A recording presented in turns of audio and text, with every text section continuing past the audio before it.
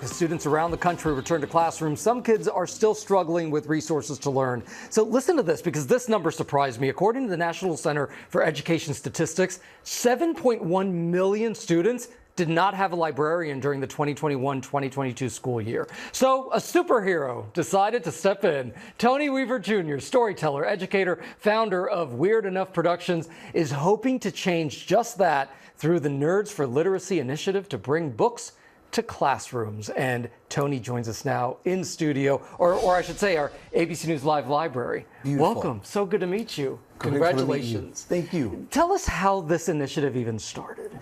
Well, Nerds for Literacy grew out of something that made me very afraid. I'm a nerd. Books changed my life. I get really scared when I think about who I would be if I didn't have those stories. And when I heard that kids are struggling getting access to resources, that they couldn't get the books that they needed, I said, well then, how are they going to become the people that they need to be?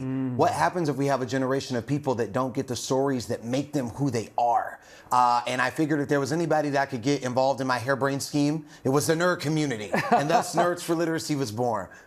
Brilliant. And how close are you to this goal? Well, I guess, what is your goal? So our goal is to raise $100,000 in charitable donations over the course of the next 5 weeks to put books into the hands of students at underfunded schools and libraries. We launched on Monday of this week, and we have raised $41,000 so far. So in our first 5 days, we're almost halfway towards our goal. We still have 5 weeks left, and I'm optimistic. I think we can pull it off. Oh my gosh. Well, and part of it is because you have a very large and loyal following on TikTok. Indeed. That's been a big part of this as well, huh? 100%. I think online, I get on the internet and I yap about stories and how positive they can be and how powerful they can be. And it's been really humbling to see how the audience that's been hanging out with me since 2020 heard what I was doing and said, I will ride into battle with you. Let's go throw hands with youth illiteracy. I will fight with you.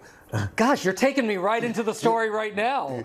Tell me about your memoir, because you have your memoir called Weirdo, and you have a sequel coming out. So I call Weirdo the Nerdy Kid's Instruction Manual for Self-Love and Self-Confidence. When I was younger, I struggled with my mental health a lot and actually attempted suicide as a teenager. Weirdo kind of follows me along that journey and learning to love myself on the other side of that darkness. And in Weirdo, a huge thing is how powerful and influential stories and books were to helping me find that self-love.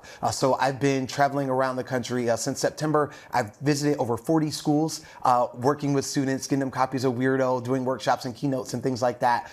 And it's been humbling and fulfilling.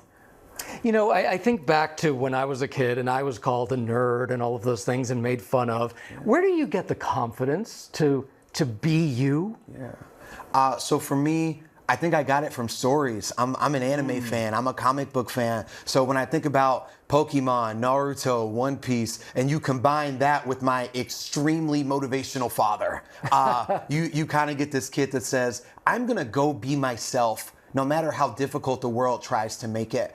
And I think that's something that a lot of people can relate to, which is why we've been having so much success with Weirdo and with Nerds for Literacy. As I listen to you, I also wonder, what are your favorite books? My favorite books.